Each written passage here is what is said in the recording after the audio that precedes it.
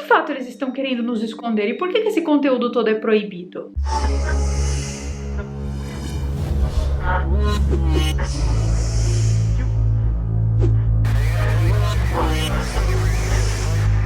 Se você encontrasse com Deus, o que você perguntaria para ele? Responda aqui embaixo no comentário. Bom, eu acho que eu perguntaria, sei lá, o significado da vida. Ou o que acontece conosco depois que nós morremos. Ou talvez o senhor poderia me passar aqueles conhecimentos místicos que estão contidos nos livros antigos que nós não podemos ter acesso? Será que rolaria? Já pensou quantos segredos do universo não poderiam ser revelados com essa simples conversa? Acho que muitos de nós, talvez a maioria, já pensaram o que perguntariam para Deus caso o encontrassem, né? Ou caso encontrassem o grande arquiteto do universo inteiro. Bom, existiram algumas pessoas que passaram aqui pelo planeta Terra que não ficaram apenas na imaginação, mas sim que tentaram de fato esse contato com Deus. E o negócio ficou louco, hein? Alguns realmente conversaram com ele, com letras maiúsculas, muito maiúsculas, hein? E o que será que rolou nessa conversa? Bom, um cara chamado John Dee parece ter essa resposta para nos passar. Se prepara que nesse vídeo aqui eu vou te revelar segredos que são proibidos de serem revelados. Então, se por algum motivo eu desaparecer, eu sumir e não aparecer nunca mais depois desse vídeo aqui, saiba que foram eles. Você já sabe, né? Que eu posso desaparecer aqui a qualquer momento por causa dos assuntos que eu falo nesse canal. Só que esse vídeo aqui, em particular, é extremamente perigoso. No vídeo de hoje, eu sou Carol Capel, a sua mística favorita. E esse vídeo aqui tá bem místico. E no caso, nem poderia ser toda essa mística que eu estou dizendo, tá? Porque esse assunto aqui é bem proibidão. Não sei nem se o YouTube vai me deixar postar o vídeo. Eu vou tentar. Se você tá assistindo, é porque eu consegui. Primeiro, você sabe quem foi John Dee? Ele foi um cara que nasceu em 13 de julho de 1527 em uma família de mercadores em Londres, na Inglaterra. Ele tinha uma origem muito humilde, mas se tornou uma das figuras mais influentes de sua era, tá? Quando ele tinha apenas 15 anos de idade, ele começou a estudar na Universidade de Cambridge. E quando eu tinha 15 anos, eu comia massinha, porque eu era bem lesada. Mas ele não, tá? Ele terminou o seu mestrado quando tinha apenas 20 anos de idade. Em 1547, ele saiu da Inglaterra e viajou pela Europa e não parou de estudar. Por mais de uma década, ele estudou matemática, astronomia, física, medicina com os maiores mestres existentes na época. E ele era tão conhecido, mas tão pica da galáxia, que ele ficou amigo próximo da Rainha Elizabeth I. E não estou falando daquela Rainha Elizabeth que morreu no ano passado, tá? Eu estou falando da primeira Elizabeth. Aquela, no caso, era a segunda Elizabeth, Elizabeth II. A Betinha para os íntimos. Esse cara, esse tal de John Dee, ele liderou todo o processo de estabelecimento de uma nova era para a Inglaterra, porque foi graças a ele que as colônias inglesas começaram a se estabelecer no Novo Mundo.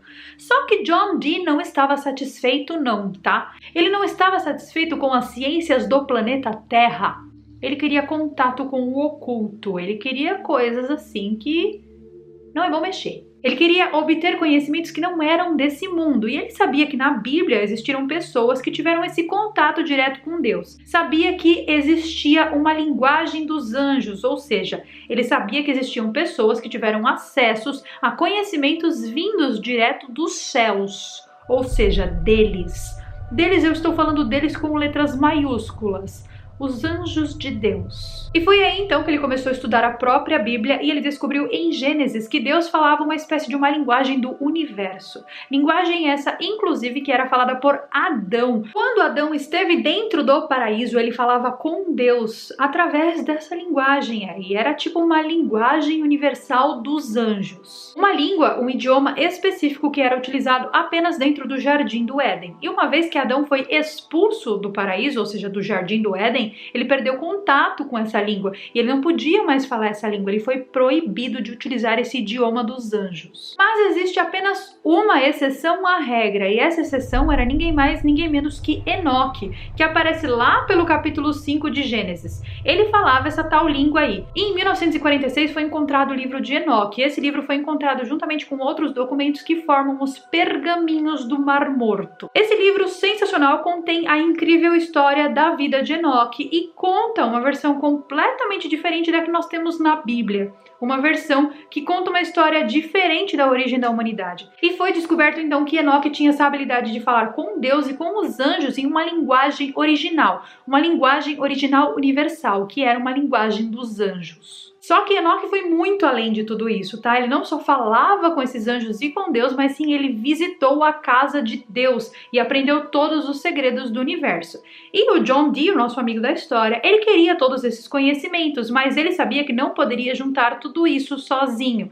Então foi por causa disso que anos mais tarde ele conheceu um outro homem chamado Edward Kelly. Esse cara aqui vai ser de extrema importância para essa história, tá? Então guardem a figura dele. Esse homem tinha nas mãos nada mais nada menos que um manuscrito que ele conseguiu com um bispo muito influente do Vaticano, juntamente com duas esferas estranhas de marfim que possuíam um pó preto dentro. Essas duas esferas, a primeira delas foi quebrada pelo exército romano. Quando chegou lá e encontrou com essas esferas, falou: que diabo é isso? Quebrou a esfera, viu que tinha um pó dentro, falou: ah, é só pólvora, e jogou fora e cagou pra esfera. Só que assim, não era só pólvora. Edward Kelly acabou comprando esse manuscrito das mãos desse bispo, e esse manuscrito era nada mais nada menos que o livro perdido de Sandustan. Esse livro possuía alguns segredos bem bizarros de alquimia que até os dias de hoje são desconhecidos da humanidade. Edward Kelly então quebrou a outra esfera para tentar entender o que tinha dentro e ele encontrou aquele pó preto lá. Só que depois de ler o livro de Sandustan e de entender que aquele pó não era simplesmente pólvora, ele descobriu que ele tinha em mãos nada mais nada menos que fragmentos da Pedra Filosofal. Esse material, que era proveniente da Pedra Filosofal, ele era aparentemente mítico, que era um material utilizado pelos alquimistas antigamente que transformava todo e qualquer metal em ouro. E Edward Kelly então pegou esse livro juntamente com a esfera quebrada e esse pozinho e levou para o seu amigo John Dee. E juntos então eles começaram a estudar o tal livro perdido de Sandustan. E essa mesa de obsidiana que você está vendo agora, eles usavam para os rituais. Essa mesa está lá no Museu Britânico e eu tive a oportunidade de vê-la quando eu fui lá. Essa mesa de obsidiana, ela foi feita pelo próprio John Dee e ela é descrita como sendo uma ponte entre esse mundo aqui e o mundo divino que está além da Terra. Uma espécie de portal, sei lá, ele utilizava essa mesa para performar rituais esquisitos. Depois de alguns rituais com essa mesa, com os conhecimentos ali do livro de Sandustan e com aquele pozinho mágico, ele começou a ter contato com entidades espirituais, as quais ele chamava de enteais. Tudo isso que eu estou falando não está sendo criado ou inventado, mas sim está descrito no diário de John Dee, e é de conhecimento público, tá? Principalmente para quem é ocultista e gosta dessas ciências herméticas. Essa pedra de obsidiana que eu mostrei para vocês, ela servia mais ou menos como um portal mesmo. E quando eles começaram esses ritos, ela acendia. E essa luz que acendia dessa pedra, ela saía de dentro da pedra e ia direto para a testa de Edward Kelly, que era aquele cara lá que trabalhava com o John Dee. Quando esse ritual acontecia e quando essa luz saía, a consciência desse homem era completamente transformada. Era como se ele fosse tocado por essa luz que saía de dentro dessa pedra. Era uma coisa muito louca, gente, porque quando a luz saía, ele começava a receber mensagens diretamente desses seres enteais. E eles acreditavam que eles estavam conversando com anjos. Quem tiver interesse em saber tudo que está escrito lá no diário de John Dee, eu encontrei esse diário para vender na internet, tá? Ele é de acesso público, é uma tradução literal do diário oficial que está lá no Museu Britânico. Encontrei no site da Amazon.com.br, deixarei o link aqui embaixo para quem quiser comprar. É um livro meio caro, mas se você se interessa por essas ciências ocultistas, é por aí que você tem que começar os seus estudos. John Dee era o cara. Deixarei o link aqui embaixo, enfim. Se você tiver interesse, você compra o livro. Porque a descrição dos rituais e de todas as coisas que ele recebia desses anjos é muito grande, não vai caber aqui nesse vídeo, porque esse vídeo aqui já tá muito grande. Durante uma dessas conferências espirituais, eles dois descobriram um alfabeto de 21 letras que saía diretamente dessa pedra de obsidiana. Acredita-se que os dois tiveram acesso àquela língua primordial que eu comentei lá no começo, sabe? Aquela que Adão usava no Jardim do Éden e aquela que Enoque usava para falar com os anjos. John Dee nomeou essas tábuas e essa linguagem de La Liber Logaeth, ou seja, o livro do discurso divino de Deus. E logo em seguida, esse idioma foi chamado de idioma de Enoque, porque Enoque usava realmente essas letras para falar com os anjos, acreditavam eles. Um ano depois, os dois quebraram a cabeça para entender de fato esse idioma, entender como utilizar esse idioma. E foi graças a isso que eles criaram uma tábua com 48 expressões. Essas 48 expressões são as aberturas para os portões da compreensão. A chave para entender esses conhecimentos místicos de Enoque, ou seja, eles finalmente tinham em mãos uma ferramenta poderosíssima pronta para ser utilizada. E foi exatamente por causa disso que eles começaram a viajar a Europa inteira e eles faziam reuniões com nobres e reis da época, contando-lhes o que eles haviam descoberto. Mas um belo dia, eles foram a uma reunião com o imperador Rodolfo do Segundo Sacro Império Romano Germânico, na cidade de Praga.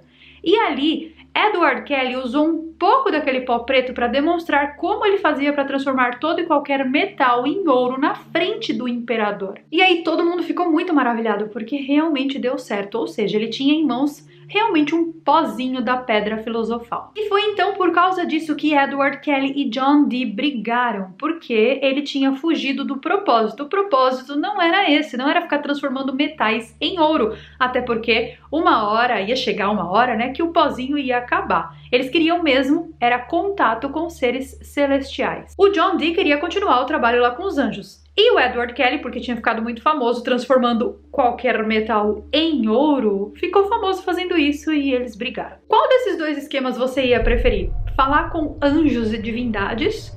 Ou ficar utilizando um pó para transformar todo e qualquer metal em ouro até que esse pó acabasse e você morresse às mínguas? Comente aqui embaixo. Para piorar a situação, enquanto John Dee esteve fora da Inglaterra, a casa dele foi completamente depredada e muitos objetos e muitos livros que ele guardava foram roubados. Só que essa não era ainda a situação pior, porque a Inglaterra, de uma hora para outra, começou a tratar o misticismo e o ocultismo de uma maneira completamente diferente. E aí o John Dee, que já trabalhava com isso há muito tempo, foi pedir a ajuda de ninguém mais, ninguém menos da sua amiga, Rainha Elizabeth I. Ele chegou lá e falou, por favor, esse é meu trabalho, se você tirar isso de mim, o que vou fazer? Só que a Rainha Elizabeth, naquele momento, já estava recebendo ordens de coisas que vinham acima dela. Sim, estou falando do Vaticano. Então ela falou, filho, não tenho o que fazer aqui. Caia fora. E foi assim então que nosso amigo John Dee caiu no esquecimento. Já Edward Kelly, por outro lado, foi preso e morreu tentando fugir da cadeia, porque ele começou a transformar, tudo em ouro. E chegou uma hora que o pó dele acabou. E daí ele estava de frente de um imperador e o imperador não gostou que o pó dele acabou e falou, você vai preso. E aí, gente, a duplinha dinâmica ali, John Dee e Edward Kelly, finalmente encerraram os seus trabalhos com o lado oculto aqui no planeta Terra, mas já deu pra perceber que esse assunto é um tanto quanto perigoso, né? Porque o negócio vai só se enrolando cada vez mais. Você sabe muito bem que se eles foram impedidos lá no passado de fazer algo pelo próprio Vaticano, é porque eles sabiam que funcionava, não é mesmo? Agora, já imaginou você entrar em contato com as maiores divindades desse universo ou até com o próprio Deus e saber da verdade e esfregar a verdade na cara do Vaticano e falar você está errado? Pois é, deve ser por isso que eles foram proibidos de fazer, não é mesmo? Mas o que de fato eles estão querendo nos esconder e por que esse conteúdo todo é proibido? Em 1818, o trabalho de John Dee e Edward Kelly foi revisitado por um grupo chamado de A Ordem Hermética da Aurora Dourada. The Hermetic Order of the Golden Dawn. Já ouviu falar?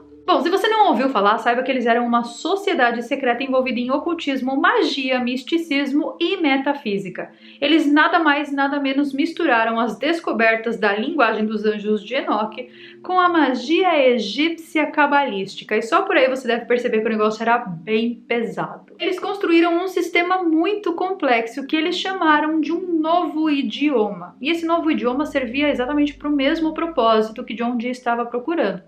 Mas foi apenas com Aleister Crowley que o negócio realmente começou a pegar força. Eu já mencionei esse cara aqui algumas vezes no canal, ele foi um ocultista bem poderoso do século XIX, um dos mais poderosos e um dos mais doidos também, todo bom. Ele era um prodígio na magia, ele chegou ao maior patamar dentro dessa ordem do Golden Dawn rapidinho, e ele quis tomar conta da ordem e foi expulso. Depois de ser expulso, ele viajou para a Índia, para a China e para o Egito, mas foi no Egito, sim, no Egito, que as coisas começaram a realmente ficar loucas para eles. Já falei aqui em outros vídeos do canal que isso é muito normal, é normal as pessoas terem experiências sobrenaturais no Egito, porque as energias sutis daquele lugar são bem avançadas. Se é que vocês me entendem. A atmosfera sutil do Egito é muito bem movimentada. E daí o que aconteceu foi o seguinte: enquanto Aleister Crowley esteve no Egito, a mulher dele começou a sofrer uma espécie de possessão. Ela era possuída por alguma entidade e ela tinha uns delírios. E quando ela tinha esses delírios, ela falava coisas estranhas. Um belo dia, enquanto ela teve um desses episódios, ela disse: "Eles estão esperando por você." E aí Crowley perguntou: "Eles quem?" E ele disse: "Horus. Horus está esperando por você." Eu já fiz um vídeo sobre o deus Horus e sobre o templo do deus Horus lá no Egito. Vou deixar o vídeo aqui no card caso você ainda não tenha assistido. Mas eu quero que fique bem claro que quando eu contei pra vocês sobre o templo de Horus e quando eu contei as histórias do deus Horus aqui no canal, eu nem sabia sobre essa história do Crowley, tá? E quando eu contei pra vocês sobre as minhas experiências de projeção astral no Egito, eu também não sabia dessa história. Eu comecei a pesquisar sobre o misticismo porque eu acabei caindo nessa história por causa dos anjos caídos de Enoque, que inclusive eu tenho um vídeo bem interessante para passar para vocês aqui no canal. Vai ser o próximo vídeo aqui, logo em seguida, depois desse. E eu comecei a pesquisar, uma coisa levou a outra e eu acabei caindo nessa história do Crowley. Eu falei, olha que interessante, eu preciso contar para as pessoas. O Crowley, então, passou a ouvir, através da esposa dele, mensagens de um cara que se denominava Aiwass, que era mensageiro do deus Horus. E por 3 dias e 3 noites ele ficou sem comer absolutamente nada, só ouvindo essas mensagens e anotando tudo. Esse mensageiro do deus Horus, o Aiwass, disse ao Crowley que ele teria que continuar o trabalho de Edward Kelly e de John Dee. E aí o negócio já começa a ficar ainda mais louco, porque nessa parte aqui eu olhei e falei, eita! Essas palavras todas que o Crowley recebeu desse Aiwass, que era mensageiro do deus ali, do deus Horus, elas formam um livro chamado Liber Alverleges. E com esse livro, Crowley criou e publicou o seu próprio culto chamado Telema. Já ouviu falar? E foi então através desse culto que um conceito central começou a surgir. O conceito central do culto do Crowley era a projeção astral.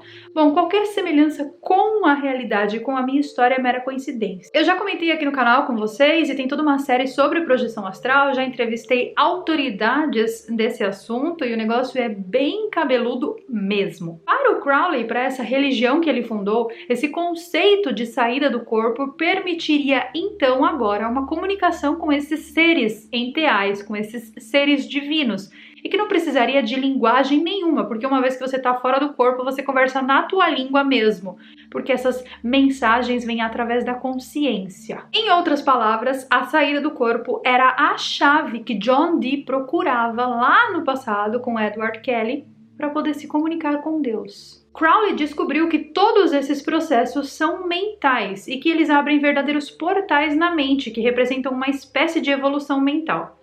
Essa evolução leva para uma evolução consciencial ou até espiritual, se assim você quiser chamar. E esses conhecimentos iriam trazer para a humanidade um novo patamar existencial. Só que por algum motivo que não se explica, o Crowley acabou meio que se perdendo nesse meio e ele ficou doidão. E isso também é normal, tá? A pessoa se deixa enganar muito facilmente quando está do lado de lá e é preciso que a pessoa esteja preparada, porque afinal de contas, querer ter todos os conhecimentos do universo sem saber que esses conhecimentos implicam em uma verdadeira responsabilidade é uma irresponsabilidade de quem está praticando, não é mesmo? Outra pessoa que também se perdeu nesse esquema foi aquele famoso místico russo Rasputin, sabe? E até os dias de hoje existem pessoas que ainda seguem o culto de Telema, ou seja, o culto do Aleister Crowley. Os Beatles, por exemplo, eles foram muito influenciados pelo trabalho deles, e o Crowley aparece inclusive na capa de um dos discos. O guitarrista do Led Zeppelin, Jimmy Page, comprou a casa que o Crowley viveu, e a ideia era se conectar com a energia e com o poder de Crowley. Já Mick Jagger e David Bowie também estudaram os ensinamentos que Crowley deixou. E hoje em dia, esses ensinamentos ajudaram a moldar as versões modernas da Wicca e do Tarot. Mas também tem umas coisas bem loucas que derivaram desse culto de Telema aí, como por exemplo aquela história toda que eu contei pra vocês do Hubbard e da cientologia. Bom, se você ainda não assistiu a esse vídeo, eu deixarei no card, é um must sim, você tem que ver. É bem esquisito. O Hubbard era um seguidor devoto do Crowley e dá pra entender um pouquinho como uma pessoa pode se perder nessa história se ela não tiver principalmente os 2 pés bem aterrados na realidade. Muitos dos estudos modernos sobre psicodélicos para alcançar novos patamares de consciência também foram inspirados pelos trabalhos iniciais do Crowley. O Jack Parsons, que é um engenheiro que literalmente inventou o foguete e fundou o laboratório de propulsão da NASA, também era seguidor do trabalho do Crowley. E esse cara aqui em específico, a história dele é bem macabra. O mais estranho é que antes dele criar tudo isso, ou seja, antes dele criar o laboratório de propulsão de jatos para a NASA, ele performava rituais ocultistas em sua casa. E ele começou a falar uma língua estranha durante esses rituais. E acreditam que ele estava falando aquela língua de Enoch lá, sabe? A língua dos anjos. Esse cara, o Jack Parsons, ele morreu tragicamente aos 37 anos em uma explosão no seu laboratório na sua casa em Pasadena. E essa explosão, além de ser muito misteriosa, alguns acreditam que seja criminosa. O corpo desse homem foi encontrado envolto em objetos e documentos estranhos que são considerados ocultistas. Um desses documentos que estava parcialmente queimado era nada mais nada menos que uma carta que Jack Parsons tinha escrito para Crowley. E nessa carta, Jack Parsons dizia para Crowley que ele estava conseguindo o que ele queria com a performance desses rituais. A carta dizia: Babylon será trazido para a Terra hoje, e na hora exata de sua manifestação, meu corpo será consumido em fogo. Ou seja, para quem mesmo que o Jack Parsons estava trabalhando? Para anjos mesmo? Comente aqui embaixo o que você pensa disso. E quem é esse tal de Babylon que passou pro lado de cá? Porque, afinal de contas, se o corpo dele pegou fogo é porque Babylon veio. Quem é Babylon, gente? E, principalmente, será que são anjos mesmo que passam essas informações? Ai, rindo de desespero. Agora, por que será que todas essas pessoas envolvidas nesses cultos ocultistas em determinado período da história perdem a consciência, perdem a ideia completamente do que estão fazendo e começam a fazer coisas loucas, hein? Será que é porque elas estão passando por cima de conhecimentos divinos e, afinal de contas, nós não devemos mexer com essas coisas? Ou será que esses conhecimentos não são divinos? Será que essa linguagem não é dos anjos? Será que essas palavras não são de Enoch? Eu falei pra vocês que o assunto desse vídeo era bem pesado, né? Bom, falar sobre anjos caídos e falar sobre Enoch é fácil. Difícil mesmo é você fazer uma pesquisa bem profunda sobre esse assunto e não se deixar corromper. Eu quero saber o que você pensa dessa história toda, e para eu saber que você chegou até o final desse vídeo aqui, comente morcego solitário aqui nos comentários, e eu vejo vocês então nos nossos próximos vídeos. Goodbye!